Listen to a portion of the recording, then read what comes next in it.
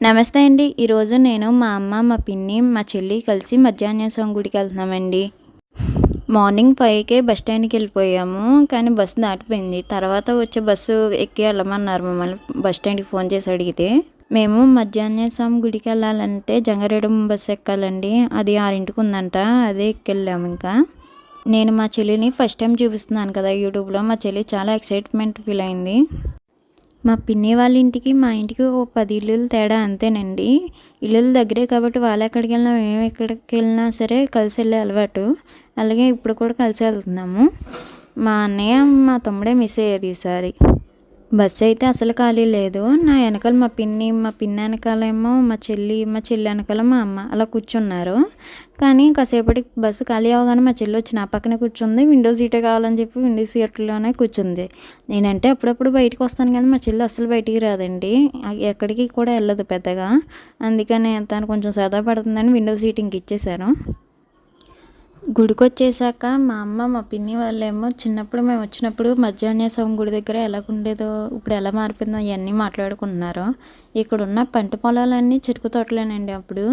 ఇక్కడ జాంకాయలు కాసిన చెట్లు, మేము చక్కగా జాంకాయలు కూడా కోసుకునేవాళ్ళం. ఇప్పుడు అన్నీ వరి పంటల కింద మార్చేశారు. నేను ఫస్ట్ టైం మీ గుడికి వచ్చినప్పుడు నేను 3rd క్లాస్ చదువుతున్నానండి. అప్పుడు నేను, మా అన్నయ్య, మా అమ్మ వచ్చాం. అదే ఫస్ట్ టైం. మా అమ్మ ఇప్పుడు ఫొటోస్ కూడా దిగేది కాదు గుళ్ళోకి వెళ్తే. కానీ ఈ గుడికి వచ్చిన తర్వాత ఈ గుళ్ళో మేము ముగ్గురం కలిపి ఫోటో దిగాం. నేను గుడికి వెళ్ళి దిగిన ఫస్ట్ ఫోటో కూడా ఇదేనండి. చాలా కాలమైంది కదా, అందుకే ఫోటో ఇలాగా ఉంది. తరువాత మా పిన్ని వాళ్ళతోనూ లేకపోతే చింతతో ఎప్పుడైతే నడుచుకుంటూ వచ్చేవాళ్ళమో అప్పుడల్లా ఇక్కడికి వచ్చి దండం పెట్టుకుని వెళ్ళేవాళ్ళం అండి. చింతతో వస్తే కంపల్సరీ ఇక్కడికి వస్తాము. ఇన్నిసార్లు వచ్చాం కానీ ఒకసారి కూడా ఈ గుడి చరిత్ర అయితే తెలుసుకోలేదు. కానీ ఈసారి గూగుల్లో సెర్చ్ చేశాను నేను ఈ గుడి చరిత్ర గురించి. ఒకవేళ ఈ గుడి చరిత్ర గురించి మీకేమైనా తెలిస్తే కామెంట్లో ఖచ్చితంగా చెప్పండి. నేను గూగుల్లో సెర్చ్ చేసిన దాని గురించి, తెలుసుకున్న దాని గురించి నేనైతే దీంట్లో చెప్తాను. పశ్చిమ గోదావరి జిల్లాలో జంగారెడ్డిగూడెం సమీపంలో గుడివాయిగూడెం గ్రామంలోని శ్రీ మద్ది ఆంజనేయ స్వామి ఆలయం ఉంది. ఎర్రకాలువ నదీ తీరంలో ప్రశాంతంగా నెలకొని ఉన్న ఈ ఆలయం ఒక పవిత్రమైన మద్ది అంటే తెల్ల అత్తి అని కూడా అంటారండి ఈ చెట్టుని. ఈ చెట్టు త్వరలో శయనించి ఉన్న స్వయంభూ ఆంజనేయ స్వామికి మద్ది ఆంజనేయ స్వామి అనే పేరు వచ్చింది.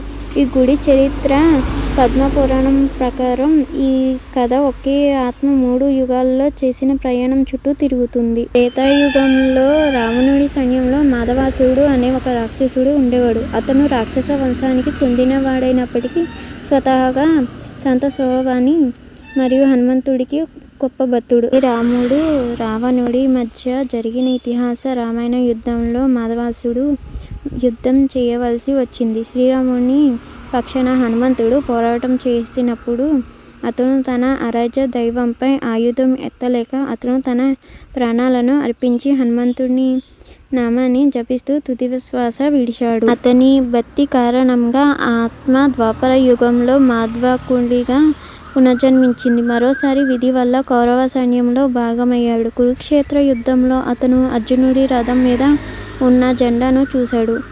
తన ప్రభువు రక్షించే ఏ పక్షానికి వ్యతిరేకంగా పోరాడటానికి ఇష్టపడక అతను వెంటనే యుద్ధభూమి నుండి వెళ్ళి ప్రాణాలను విడిచాడు. ఈ కలియుగంలో భక్తుని ఆత్మ మాధవ మహర్షిగా పునర్జన్మించింది. మోక్షం పొందాలనే దృఢ సంకల్పంతో అతను భారతదేశం అంతటా పర్యటించి చివరకు ఎర్రకాలువ నది ఒడ్డున స్థిరపడ్డాడు. హనుమంతుడిని అంకితమైన తీవ్రమైన తపస్సు చేశాడు. సంవత్సరాలు గడిచే కొద్దీ ఋషి బాగా వృద్ధుడు అయ్యాడు. అలాగే బలహీనపడ్డాడు. ఒకరోజు నదిలో స్నానం చేయడానికి ప్రయత్నిస్తుండగా అతను తూలిపోయి దాదాపు మునిగిపోయాడు. అకస్మాత్తుగా ఒక అడవి కోతి ప్రత్యక్షమై అతన్ని పట్టుకుని సురక్షితంగా ఒడ్డుకు తీసుకువచ్చింది. పండ్లను ఇచ్చింది. అలాగే ఆ కోతి బలహీనమైన ఋషికి స్నానం చేయించడం, ఆహారం తీసుకురావడం చేసింది. ఇది ఒక దినచర్యగా మారింది. తన జ్ఞానంలో గాఢంగా నిమగ్నమైన ఆ మహర్షి ఆ కోతి సహాయాన్ని తీసుకున్నాడు. ఒకరోజు తన దివ్య దృష్టితో ఆ కోతి హనుమంతుడే అని తెలుసుకుని తన దేవుడే తన సేవకుడిగా ఉండనిచ్చాననే అపరాధ భావంతో ఆ మహర్షి క్షమించమని వేడుకున్నాడు. 3 జన్మల నుండి అతను చూపిన స్వచ్ఛమైన భక్తికి సంతోషించి హనుమంతుడు తన దైవ స్వరూపంలో అవతరించి నిజమైన భక్తునికి సేవ చేయడం తనకి ఎంతో సంతోషాన్ని ఇస్తుందని చెప్పి అనంతరం ఒక వరం కోరుకోమని మాధవ మహర్షికి చెప్తాడు. మాధవ మహర్షి నేను మీతో శాశ్వతంగా ఉండాలనుకుంటున్నాను అంటే హనుమంతుడు ఆ ఋషికి ఒక పవిత్రమైన మద్ది చెట్టుగా మార్చుతాడు. హనుమంతుడు ఋషికి తినిపించిన ఫలానికి ప్రతీకగా ఒక చేతిలో గదను మరో చేతిలో ఆ పళ్ళను పట్టుకుని చెట్టు త్వరలోనే ఒక రాతి విగ్రహంగా స్వయంభూగా వెలిచారు. 1166లో అక్కడున్న రెడ్డి రాజుల ఆలయాన్ని నిర్మించారు అని అంటారు. భక్తులు దేవుడిని ప్రేమించే దానికంటే ఎక్కువగా కాకపోయినా కనీసం సమానంగా దేవుడు తన భక్తులను ప్రేమించాడనే హిందూ తత్వానికి మధ్య ఆంజనేయ స్వామి ఆలయం ఒక అందమైన నిదర్శనంగా నిలుస్తుంది. మీకు ఈ స్టోరీ ఎలాగ అనిపించిందో కామెంట్ చేసి చెప్పండి. ఇంకా పెట్టే వీడియోస్లో నేను ఇంకా బెటర్గా చెప్పడానికి ట్రై చేస్తాను.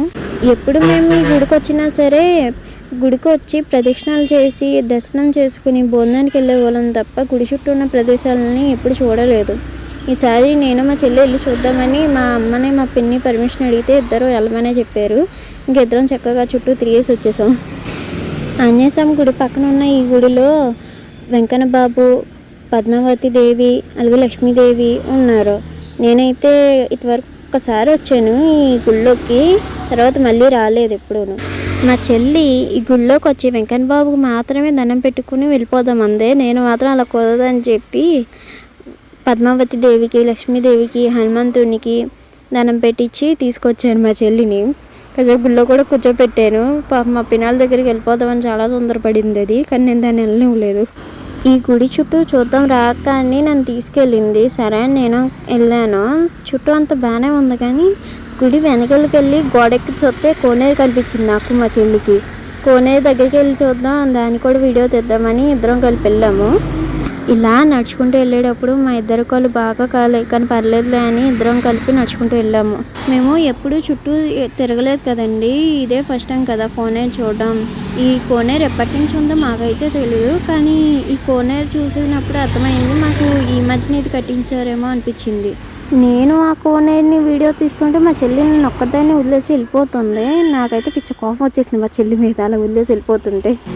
అందుకే మళ్ళీ గుళ్ళోకి తీసుకెళ్ళి ఒకసేపు కూర్చోపెట్టాను. గుళ్ళకి వెళ్ళిన తర్వాత దేవుడి దగ్గర దర్శనం చేసుకునేటప్పుడు కళ్ళు తెరిచి దేవుడిని చూసి మనసులో ఉన్న మాట చెప్పాలండి, అంతేగాని కళ్ళు మూసుకుని దేవుడి దగ్గర నుంచి చెప్పకూడదు. ఒకవేళ అలా చెప్పినా సరే దర్శనం అయిపోయిన తర్వాత గుళ్ళో నుంచి బయటకు వస్తాం కదా, అప్పుడు గుళ్ళోకి కూర్చొని కాసేపు మనసులో ఉన్న మాట కళ్ళు మూసుకుని దేవుడిని తెలుసుకుని చెప్పుకోవాలి. అలాగైతే మన కోరిక ఖచ్చితంగా నెరవేరుతుందని అంటారు. నాకు తెలిసినంత వరకు ప్రవచనాలు వింటాను కదా, ఆ ప్రవచనాల్లో నేను విన్నాను ఇలాగే మనం గుడికి వెళ్ళినప్పుడు ఇలాగే దర్శించుకోవాలి, ఇలాగే మొక్కుకోవాలని. ఈ కోనేరుని చూసినప్పుడు అనిపించింది ఇది ఈ మధ్యనే నిర్మించారు అని, కానీ చిన్న కోనేరండి, కానీ ఇక్కడ స్నానం చేయడం చాలా మంచిది.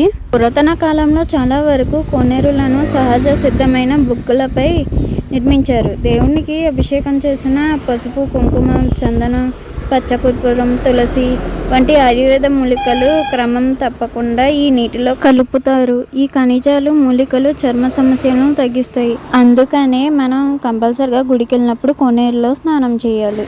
నేను మా చెల్లి మా అమ్మల దగ్గరికి వెళ్దామని బోనాల దగ్గరికి వెళ్తే అక్కడ ఒక ఆవిడ మిరపకాయలు వెళ్తున్నారని, ఎండుమిరపకాయలు ఉంటాయి కదా అవి అండి, అవి వెళ్తున్నారని మా అమ్మాయిలు కూడా వెళ్తున్నారు. ఆవిడ అక్కడ పనిచేస్తారేమో అనుకున్నాం, కానీ ఆవిడ కూడా అలాగే వచ్చిన ఒక ఆవిడేనంట.